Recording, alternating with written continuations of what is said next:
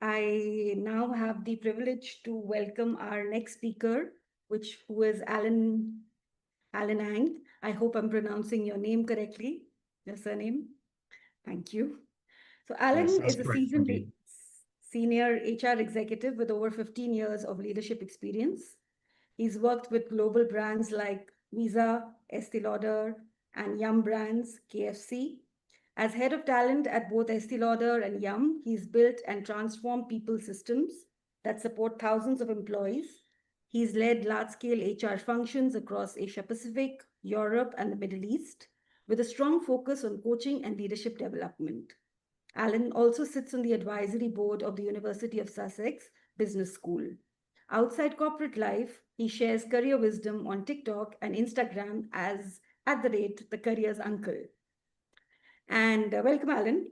And before we begin, just a quick note for everyone. I'll be keeping an eye on the chat with my colleagues. And if there are any questions, please post them on the Q&A box. And Alan, would you prefer to take questions during the session, or shall we keep them for the end? I'm actually completely flexible. Whatever you think is fine, but I think maybe we should have people send their questions in. And if you can just help me, because I won't be able to see the questions come in, Surely. and just help me curate chat. and facilitate, I would really appreciate that. Thank you. I'm going to keep an eye on the chat and the Q&A box. Don't worry about that. And let's get ready for a wonderful session. Over to you, Alan. Thank you. Thank you. Hi, everyone. Before I just get this presentation up, I'm just going to do the technical bit in the background. But as I do that, can I just firstly say what a great panel that was, with fantastic insights. And I learned a lot listening to the panelists, and the panelists touched on many of the themes that I think I'm going to be covering as well. So I'm really pleased with that. I think we should underline some of these core themes. Can you all see my screen? I just want to make sure you can see my presentation. Not the presentation, Alan. Yes, now it's there. It's there. Okay. Thank you so much. Right.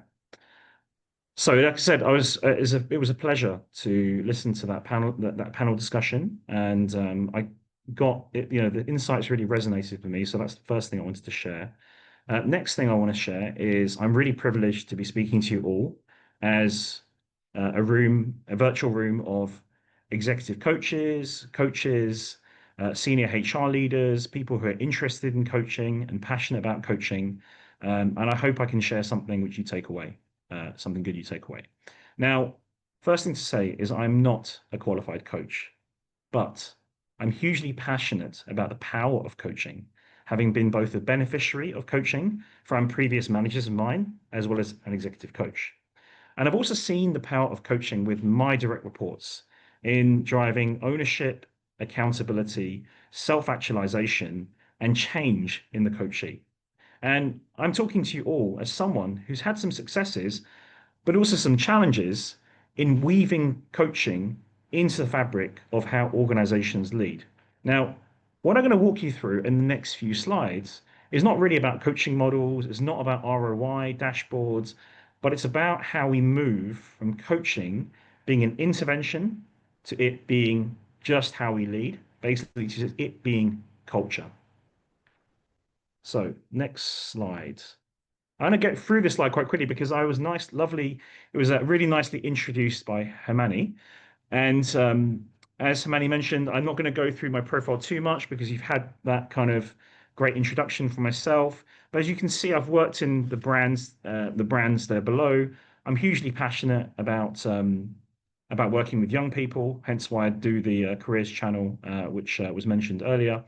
And I sit obviously on the advisory board of the University of Sussex. Just a little bit about me, so you get to know a bit more about the whole person. I'm passionate about travel. So these pictures of me are just with me traveling around the world. There's me with loved ones in New Zealand, Italy, Iceland, Thailand, Japan, and this is all within the last probably the last 18 months or so. These pictures.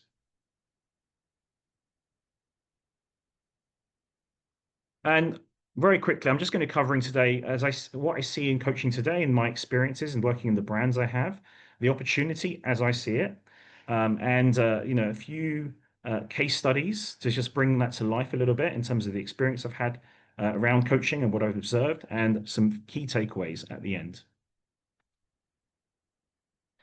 So let's start with a quick pulse check. In most organizations, where does coaching actually sit today? Well, for many, coaching still sits in the place of performance remediation, which is what we heard from the panel earlier. When someone's struggling, we bring in a coach. Or in the best cases, we reserve coaching for our most senior leaders, the C-suite, or high potential directors. The challenge is when coaching stays siloed like this, it becomes expensive and elitist. It doesn't touch the majority of people leaders or future leaders, and therefore has really limited cultural impact. And it's too often, as I mentioned, seen as a reactive fix to people issues, which often does not set up the coach or coachee for success. The reactive fix of using coaching for people issues also risks unloading the responsibility for the fix on the coach. So when the person doesn't remediate, which is hard to, let's be honest, it's the coach's fault or the coaching wasn't good enough. And that's really, really a big challenge. But I want to ask this question. What if coaching was just how we built leadership? And this slide, as I see it, is really the heartbeat of today's conversation. Too many organizations still think of coaching as reactive, something we bring in when someone is struggling, stuck, or underperforming. But what if coaching wasn't something we do to fix, but something we do to grow?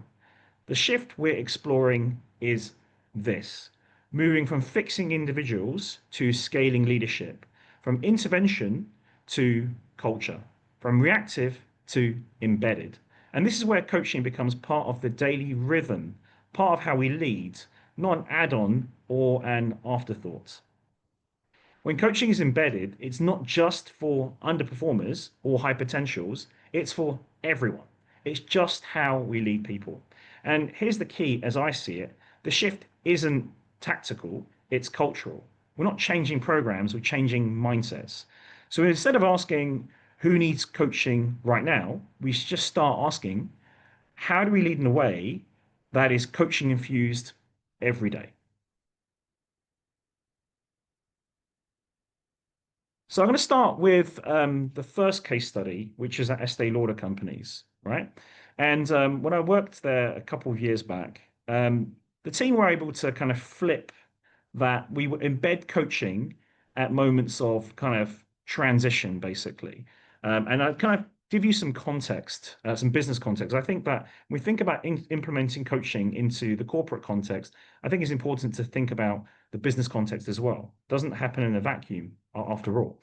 So if you think about the business, if you just to give you a bit of the business context, there was a really big spotlight on leadership capability at the time. I was there, really due to the strategic imperatives around beating the competition, the disruption that was happening. We need to become much better at data. AI was kind of emerging still at the time, and so that was kind of the business context. Sorry, I skipped ahead too quickly. But also the way coaching was used was really ad hoc, transactional, and just for fixes, as is often the case in corporate organizations. And the team and I were kind of able to actually look at making coaching, and this is in this case, executive coaching, embedded at moments of transition. And really, I think the benefit of this was just that it's just a standardized process that just happens by implementing and changing the existing process. So we prevent, and by doing this, we're able to even reduce those remediation issues or those performance issues that arise, therefore setting up leaders that transition for success. So what we did was we just identified the most critical transitions for our talent. And this is, as you can see from the chart here, our most senior talent. So I'm not going to go in order, but basically promotion to director and above was a big transition. We automatically gave someone an executive coach. with the focus of being supported on the elevation of impact. Relocation to our region. So when people relocate to the region, in this case, I was based in the UK. The focus, obviously, from a coaching perspective, was on cultural onboarding and transition. And we thought about lateral moves, even for director plus, director and above people.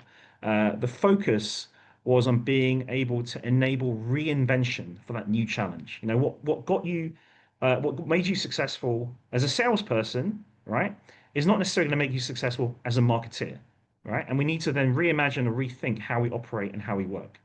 And finally, of course, we formalize the use of exec coaching still for performance remediation as standard, which it wasn't standardized before. So what do we do to systemize this? We got buy-in from the top. We got the sponsorship from the top. So we've got the sponsorship from our UK and Ireland CEO and our global talent teams. And that was critical to ensure that executive coaching didn't stay optional. And then what we did was we also built a roster of pre-vetted, pre-approved coaches, each one with slightly different styles, which we could match to the different needs and different styles and business challenges of our people. And it was early days, but we planned to track. It was early days because I left, unfortunately, not that long after implementing. But we planned to track. We planned to keep tracking the adoption and the outcomes. You know, how many leaders took up the coaching, what were the performance themes, what was the impact in terms of the performance remediation or elevation in that case. And it was also key for us to integrate coaching into, you know, the leadership life cycle, make sure we an automatic trigger of coaching in those times of transition. Now, what I actually wanted to add, but I didn't get to, was to make it a bit more inclusive because obviously it was still just for that kind of director and above population. And I wanted to formalize it, which was in the plans and aligned with my boss, for high potential talent at the mid-career level as well. So there were plans afoot to start formalizing a formalized external executive coach for our high potentials at the manager and senior manager. And by the benefit of doing that is obviously driving retention, signaling that we're going to invest in this talent and improved engagement as well as obviously performance elevation and performance, realizing the potential of our talent. And of course, it really should be, right? Coaching should be a vote of confidence in someone's potential. Hence why I was planning to do this. So let's shift to a slightly different case study here, which is really with KFC Japan.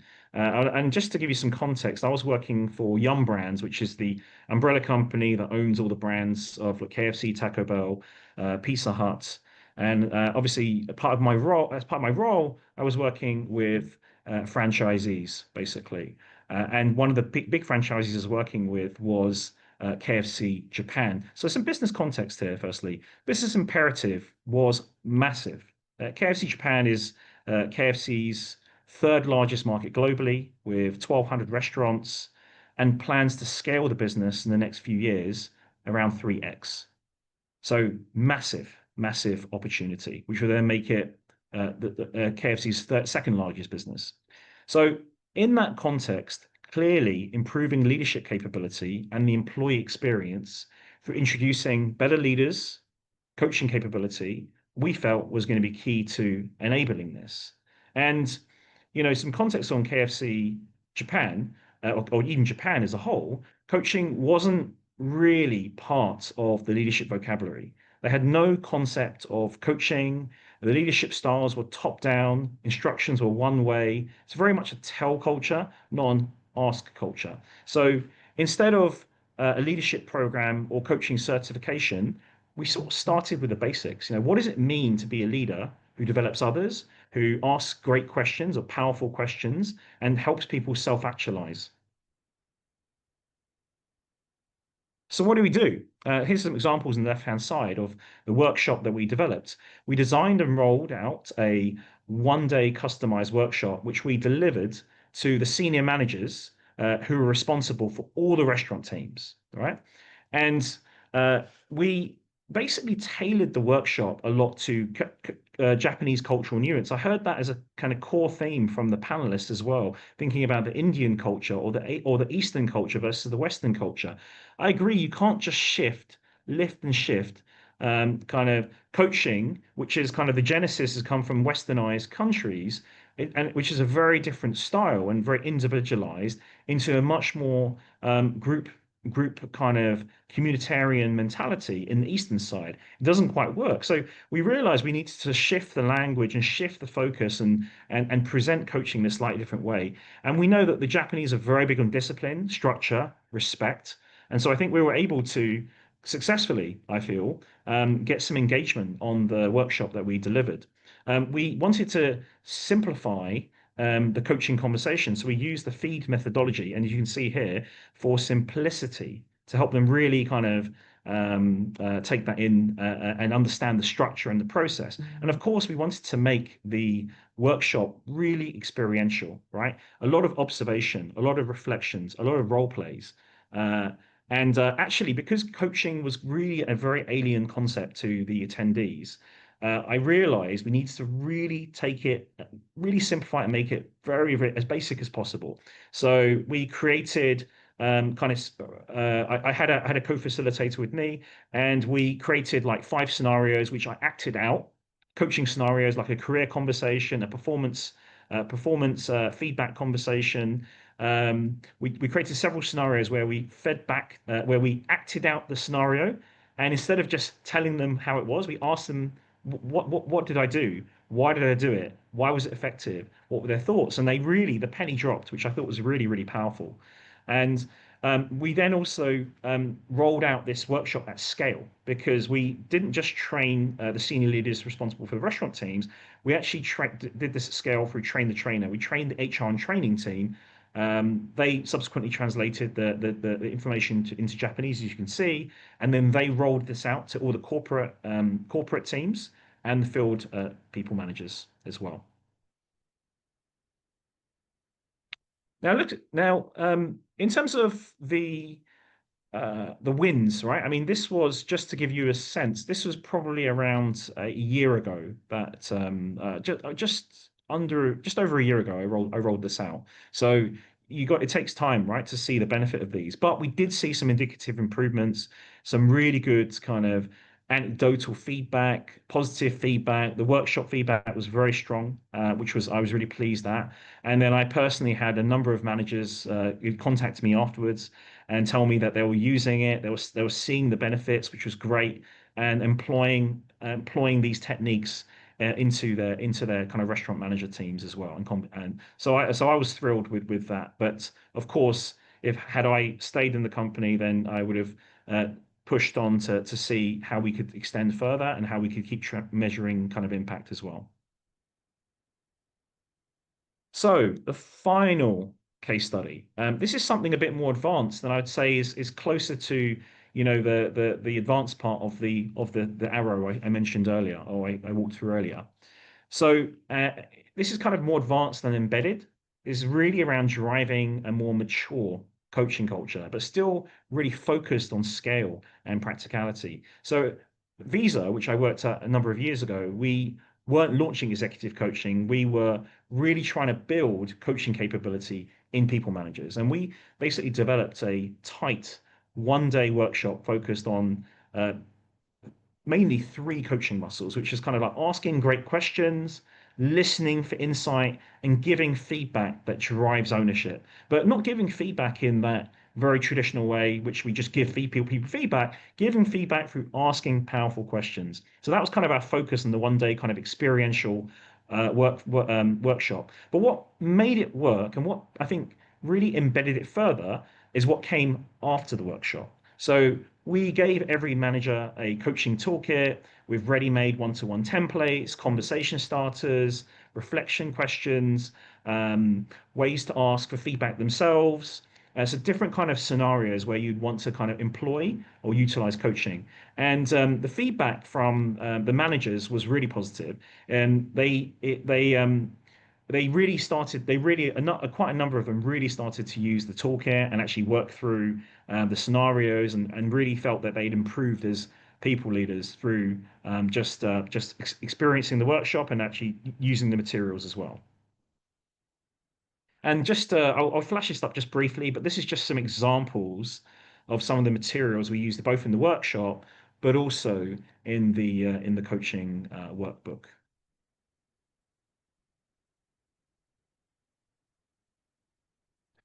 So, what shifted with what we saw at Visa? Well, we definitely saw an improvement in leadership accountability.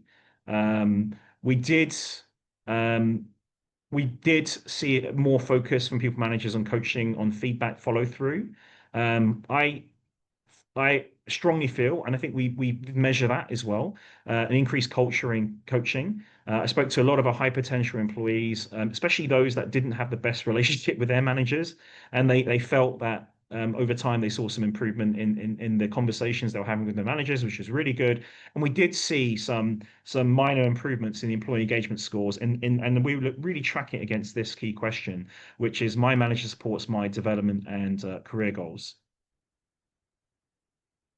So I'm just going to leave with a couple of takeaways before I pose some questions. So uh, these are my takeaways, which I've kind of extracted from the kind of presentation I've walked you all through. But as I see it, leadership transitions really are your key leverage points that we can leverage, whether you're an HR professional or you're an executive coach.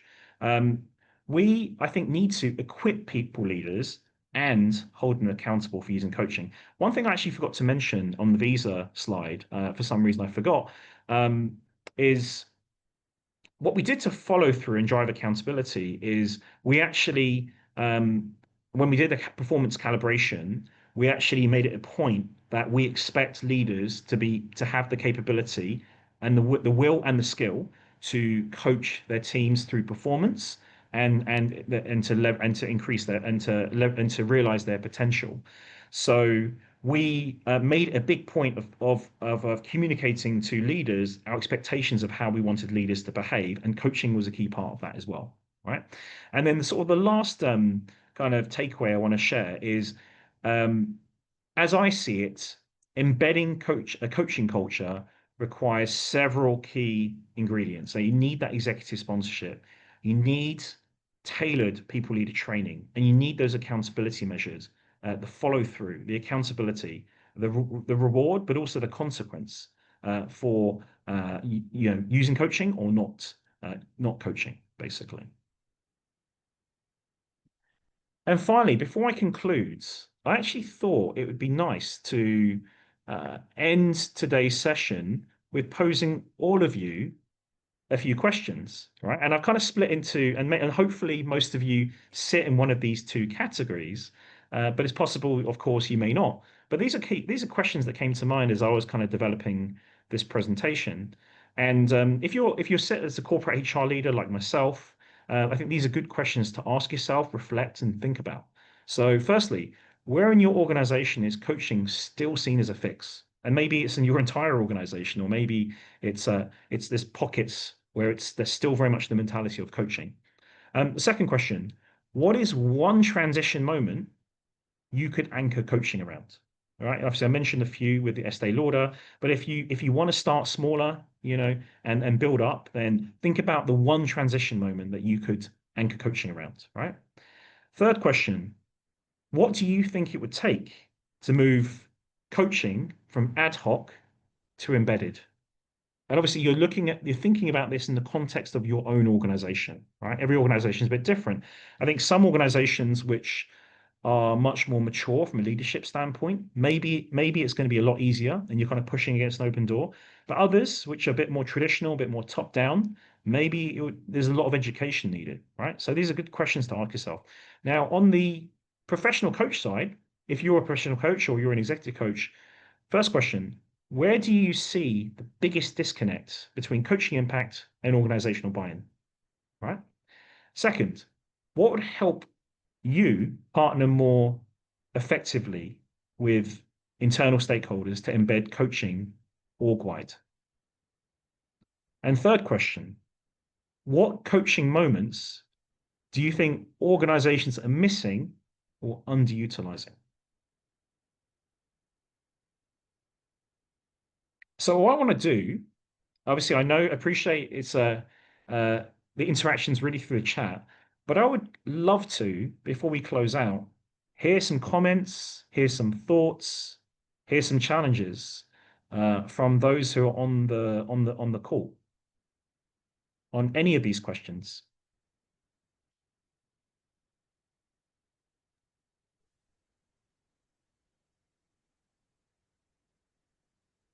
So Alan, there's a question which is there in the Q&A box. Was coaching voluntary or were they volunteered? I understand the question is on one of the case studies that you mentioned. How do you ensure that these leaders show up for the coaching session? Okay, so when the question, I appreciate maybe we don't know the context of the question, but you're saying, was it voluntary or volunteered? Is that correct? Yeah. Yes. Do you know which case study the question is No, talking about? the person who's asked the question hasn't mentioned that. Okay. Okay. So let me think about if I go back to if I think about it, it's so for the visa one, we put I'm guessing it's either going to be the Japan or the visa one, right? Given the executive coaching is a different category. So Yes. on the Japan one, we mandated it, aligning it with our KFCJ colleagues that we would, as a priority, put all the regional people leaders who are responsible for the restaurant teams through the workshop as a one-day experiential workshop, which we designed. And so it was mandated. It wasn't, I don't think there was an option.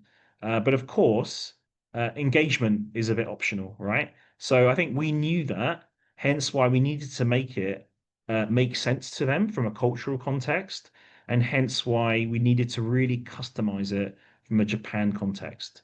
So that's my answer. And of course, then what they've subsequently done is they've rolled out the coaching as standard or the course, I would say, the workshop as standard to the further to the corporate population as well, and more teams as well. So looking at the visa example, the standard we obviously went through a pilot. We went through a pilot approach, but we then rolled that out to all people leaders. And if I think about the culture of visas a fairly high performance culture, and there's a lot of FOMO on leadership programs. So I don't think there was any risk in the context of that organization for people to say, "How do I want to do this?" Because they're a pretty progressive organization. But I understand the point of the question, I think, because I think there are risks, right? If you're rolling this out in a more traditional top-down organization, I think the risks are you will get disengagement or people not wanting to attend.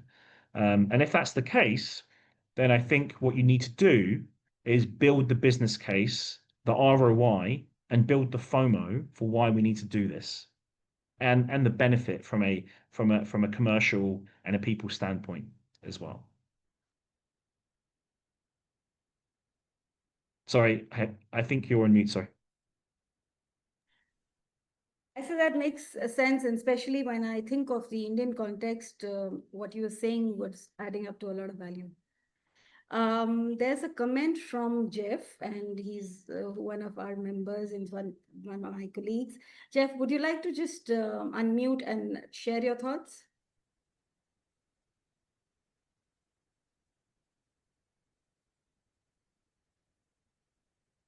Are you on the panel, and do I need to put you up there?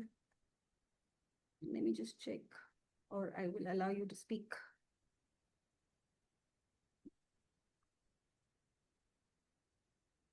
I think you're good to go. Okay, you hear me?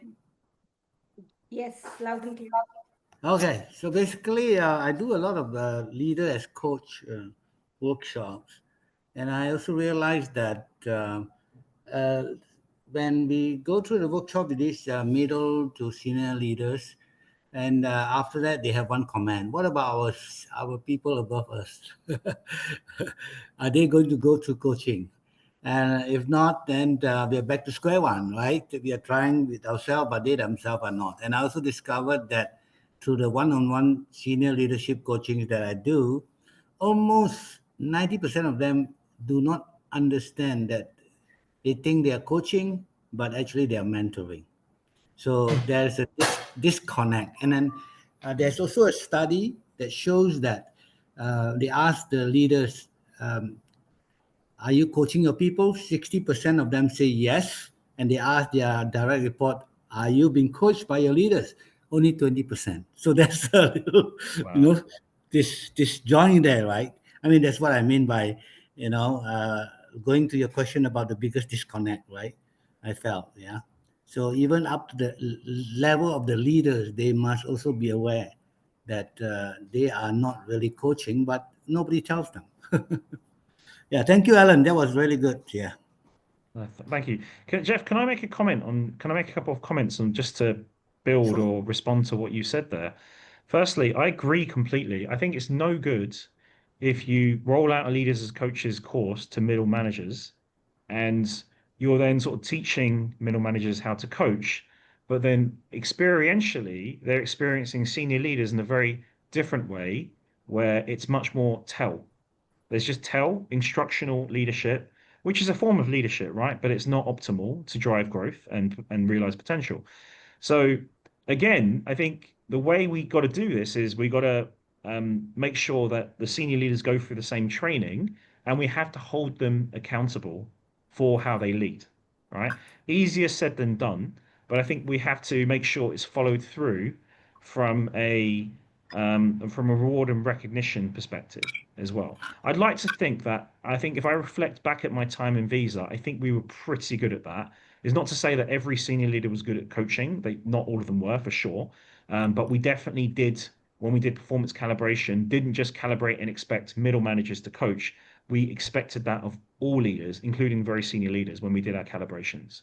So I think that's my thoughts on that. And as for your thoughts on the gap between perception and reality, when it comes to uh, people managers thinking they're coaching and really they're actually mentoring, um, that's a tough one. I mean, I think what we did actually, interestingly, you bring that up because during our visa course workshop, we designed a one pager that showed that there's, as a leader, you have different roles you play, different hats you wear, basically, and you've got to play that role of a coach sometimes. You've also got to play the role of a mentor sometimes, and it's knowing when to flex and when to use the mentoring hat and when to use the coaching hat. So that was one of the things we did. I'm not saying it's a silver bullet, but it's trying to give them clarity and build the self-awareness around you're not actually coaching, you're mentoring. Yeah, Alan, I quite agree with you on that one because when I do the workshops, I actually tell leaders that you are only having really a conversation once or twice a year, a real conversation, a real high value conversation, and that is during performance review, right? And a lot of Mm. companies in Malaysia, they do twice a year or once a year.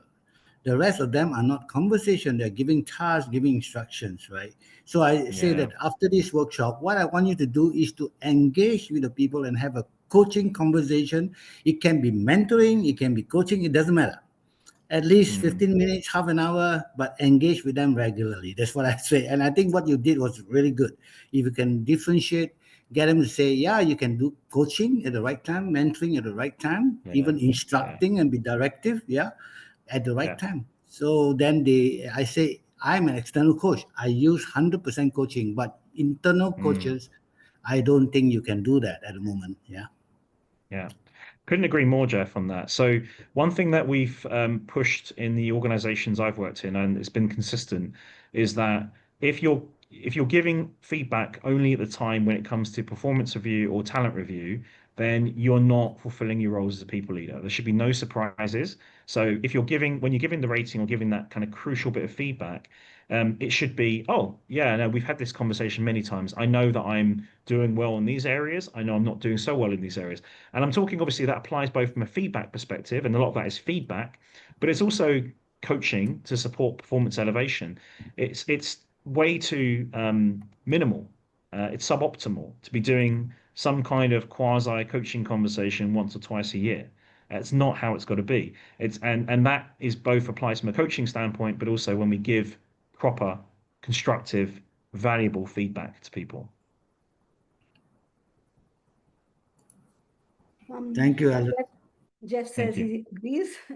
And for everyone, since we have some time on our hands and the opportunity to share our comments, insights, or any questions, you could actually raise your hand and I can unmute you so you can talk to Alan directly. And I had one question myself, but I'll just wait and hang on if somebody else has something to add and something to I ask. have one question, Himani, actually. Sure, Naveen. Hey, Alan, thank you for joining to the conference. It was really great presentation. I loved it, actually. Thank you. I was seeing somewhere on your slide, I'm not able to recollect where exactly, but I think somewhere you mentioned about cultural onboarding, basically. Mm, So could you just share like yeah. your experience? How did you do that, basically? Yeah, I think so. So I think it's not honestly that complex in that one, to be honest with you. So I would when we mentioned the culture onboarding, we were talking. We agreed that from a leadership standpoint, and that was from our director and above population, which is really our top 15 leaders in the company. So we had about 10,000 people, and 10,000 people in the UK and Ireland, of which around 1,000 people sat in the corporate organization. And then you're looking at our top 15 population. So it's a very small, it's quite a small population, really. But we thought if we're going to support their transition or help them perform better, make them support that, what are those kind of most critical moments of transition? And one of those was where we do get leaders because we operated a very much a global talent management system. So we did have leaders who would move to us quite regularly from particularly the US or France or Italy, and they would come and move to the UK and then start working with us in the UK. So what we said there was, of course, we give them a coach anyway because it's just a transition to a new job, full stop. But the purpose of my slide was to say that, of course, the big transition as well is they're working in a different cultural context, right? So when they lead their teams, for example, in Italy or in the US, the cultural context is quite different, right? And if in the US, for example, although we speak English the same way, actually the corporate cultures are very different between, I feel, they're very different between the US and the UK. So what made you successful as a leader and got you your move to the UK in the US, if you came to the UK and did more of the same, there's a good chance you're going to make a lot of mistakes. And so the executive coach was assigned to those situations, and effectively we would give them a coach anyway to support their broader transition. But one of those nuances we would brief the executive coach on was, they're coming into a different context. They need to kind of maybe reinvent themselves slightly or think about leadership in a slightly different way. Be aware of the British cultural context. It's not up to the executive coach to teach them that, but it's up to them to kind of help them navigate those waters, basically. Gotcha. Thank you for sharing that, Alan. Hemani, am I Thank able you, to Naveen. ask one more question? Okay, you can. And I see Sunanda has also raised up a hand. So, okay, we will divide our time. We do have Okay. Let Sunanda go. I'll do my question. Sunanda, go ahead and then we can come back to Naveen. So, hi, Alan. That was a very, very interesting and presentation and something very close to my heart. I'm curious to know that when you speak in terms of one-on-one coaching, executive coaching, training your managers as or leaders as coach, these are still interventions. right? I'm curious to know Yeah. that to embed this and institutionalize this in organizations, it has to be a part of the culture of the organization, in the way we speak to each other, in the way we interact with our I stakeholders. agree. And it has to be something that's, from get-go, from the time you're onboarding new employees, I agree. to the time, where you are, recognized, rewarded, and to the extent possible, assessed on it, right? So in your experience, if this has been done successfully in any of the organizations that you have worked for, and to what extent? Thank you for the question. Yeah, I didn't actually go through detail around the organization, which I feel it's probably been done the most successfully in. And I agree with everything you said there, Sananda. I think it has to be a systematic, full spectrum, holistic, whatever you want to call it, response. It's not just a bolt-on or an add-on. You got to think about the entire design and the entire employee experience, all the way from onboarding, all the way through to transition and exit even. All right. So that's critical. I agree. And it's not, and so when we think about that, that isn't just sponsorship. It's even more than that. It's just in the DNA of how we do things. Now, if you're thinking about an organization which doesn't have that DNA, and then you want to institute that DNA, it's going to be quite a hard slog. Not saying it's not possible, but it's going to be quite a hard slog. Now, I would say the best example I have seen where it's really part of that DNA is my previous company, Yum. Right? Obviously, in Yum and KFC, I gave the example of coaching from a Japan cultural context and working with the franchisee in Japan. But what I've seen and what I've experienced as a Yum employee was really, I would say, very, very impactful, not just for me, but for all employees. Now, I recall, I think it was Robert in the last panel discussion was talking about bringing the whole person to work and coaching and Right. understanding the whole Yes. person.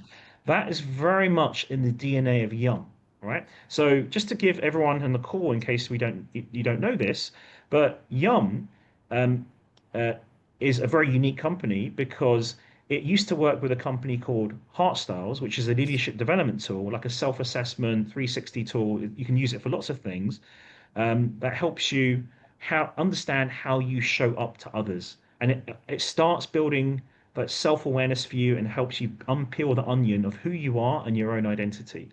And Mhm. everyone who works for Yum goes through that kind of onboarding. But just to, sorry, go back to, I'm jumping around a bit and I apologize.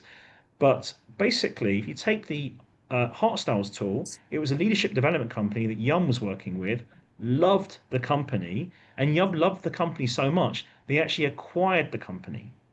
Just imagine that, a fast food company acquiring a leadership development company, which is kind of crazy. I think we've never heard of this. They acquired the company and they took a lot of the Heartstyles language and they integrated it into our cultural values and the way we worked and how we did performance management.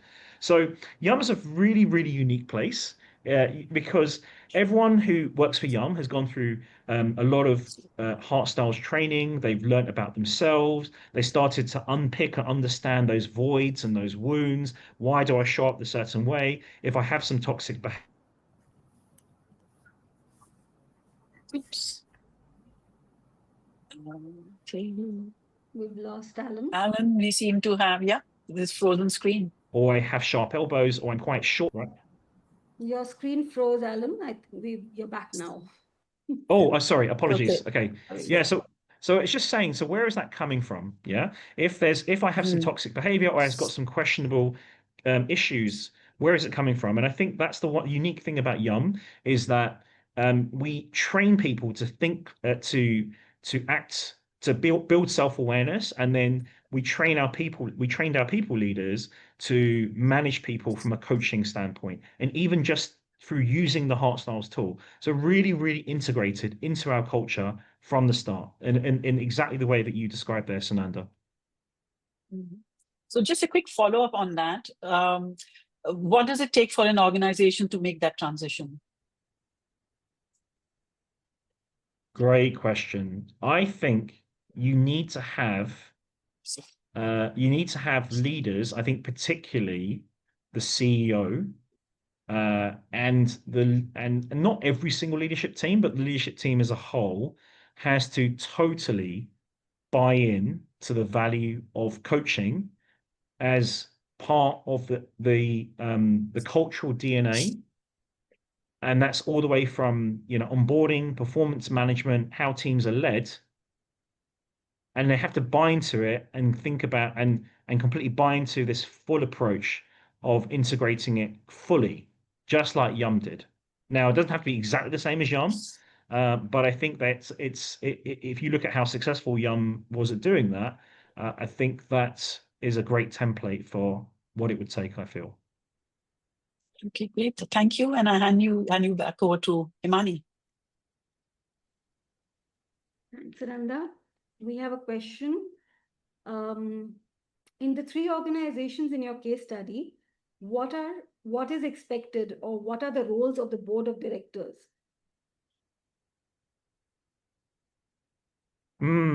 Okay, it's quite a simple answer. I think it was not so much necessarily the board of directors. I think it was really the leadership teams that we were working with, right? The board of directors is a little bit different, but I think we got in all 3 cases, we got the sponsorship of our C level, right? So that was our the relevant CEO and leadership team, and obviously before we launched, we got the sponsorship, we got the buy-in, and we socialized it as a proposal in each case, and explained the benefits, and also explained from an accountability perspective how we wanted them to support it. It wasn't just a case of, hey, do you approve?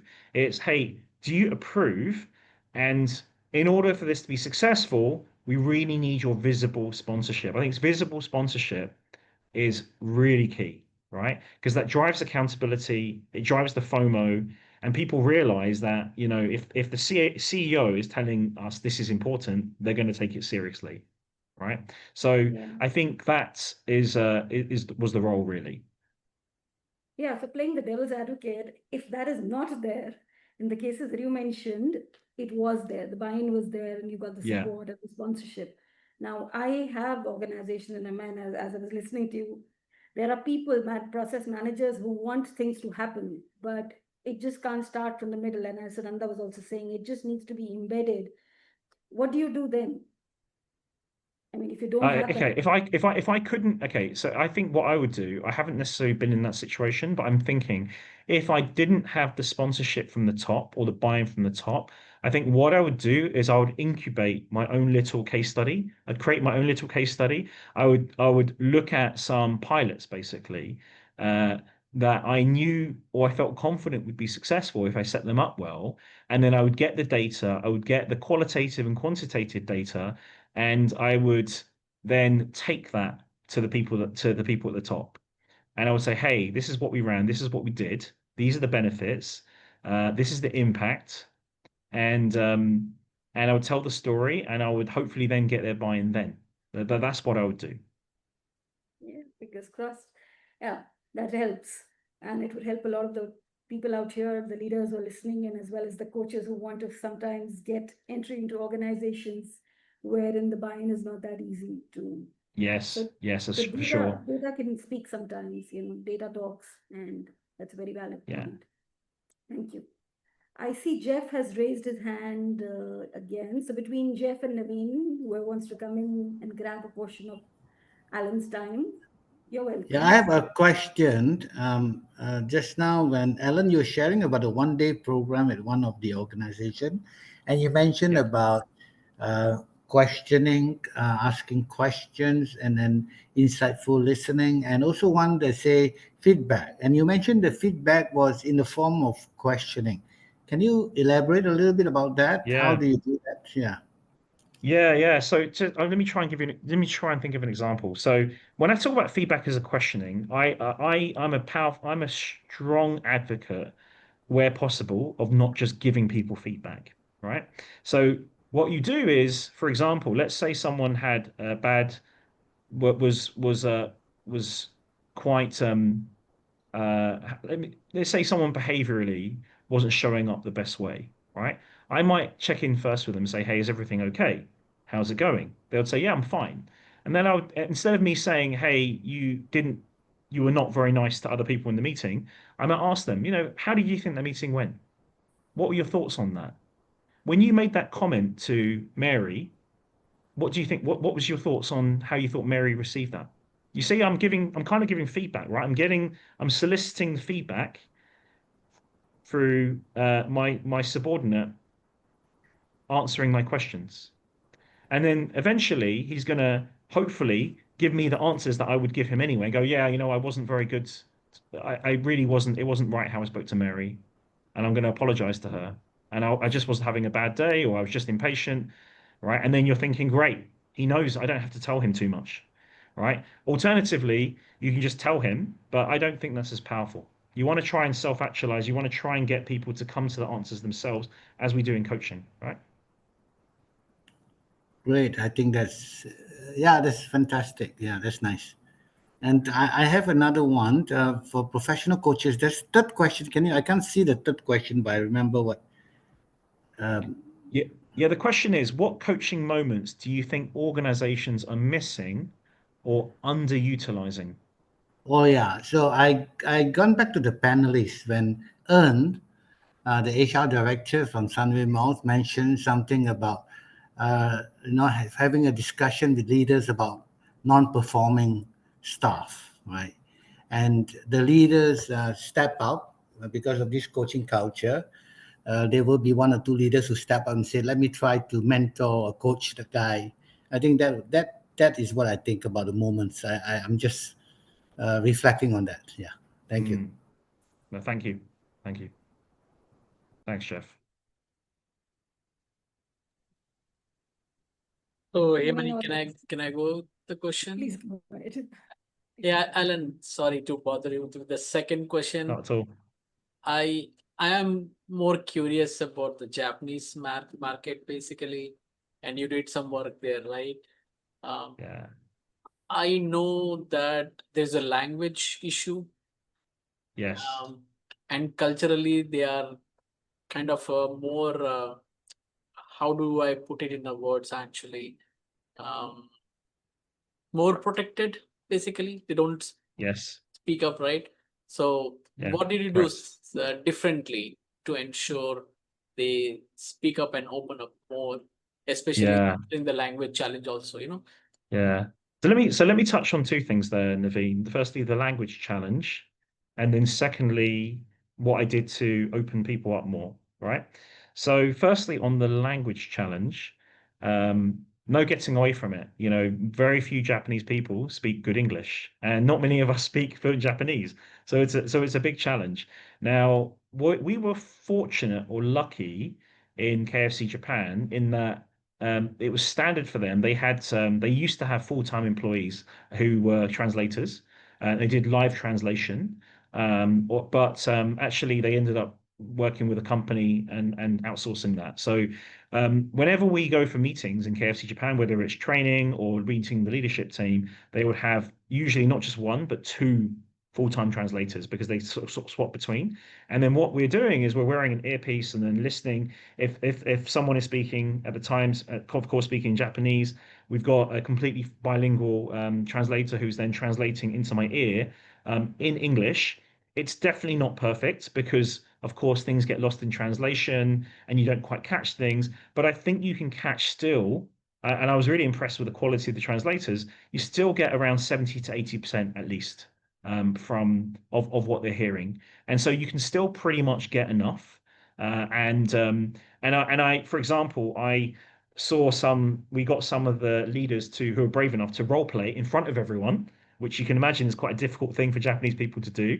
And I could hear actually not a bad coaching conversation that was being shown to me and demonstrated to me just through the translators translating. So it actually does work, but you do need to invest or have the money, or your client has to have the money to invest in good translation, right? Now, in terms of getting people to speak, um, Maybe I've got an advantage because I used to live in Japan for 3 years and I speak a little bit of Japanese, not a lot. So firstly, it's just the relatability factor is showing that you understand a bit about the culture, that you aren't just another foreigner who comes in and you have some cultural sensitivity. So that's the first thing I do is I speak my few words of Japanese, show them I understand a little bit, show them I love Japan, and that helps just to ease the relationship. But then also what I do is I'm not shy about going and asking them. So I ask the room openly. I obviously have to create that psychological safety and make it a safe space, which is important. But then I'll ask the room openly, and actually, often I would have one or two people put their hand up.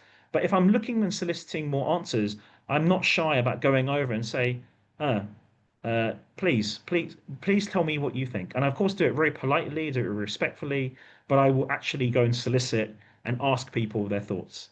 And it does work. It does work. You know, they don't see it as offensive as long as you're respectful doing it. And you do get that good engagement, which you have to force a little bit, but you do get that. Nice. Very good. Very good. Very neat. Thank you, Alan. Yeah, Thank I you. know like language could be big barrier, so there is some additional investment you need to do from a translation point of view. But Yeah, thank you for sharing that.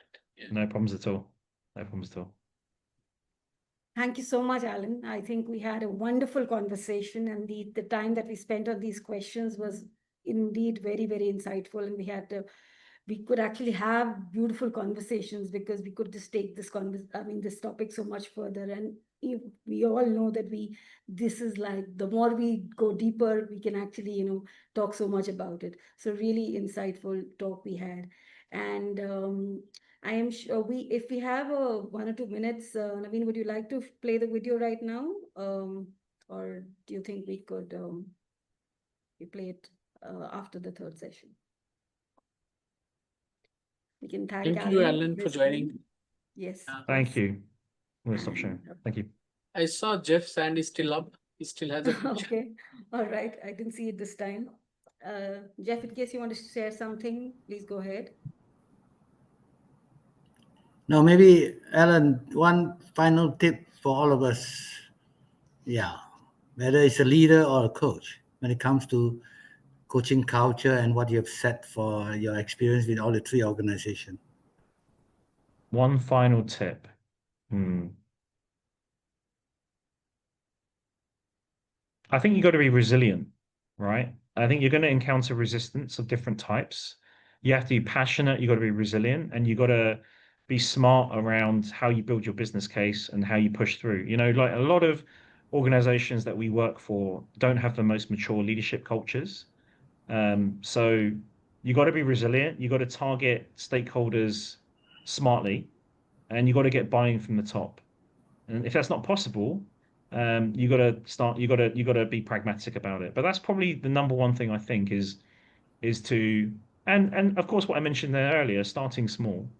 You can go ideally you go quite big bang, right? But that's not always possible if you don't get the sponsorship and buy-in. So you might need to be really pragmatic and think about one intervention or think about doing a pilot to prove the case around how impactful coaching is.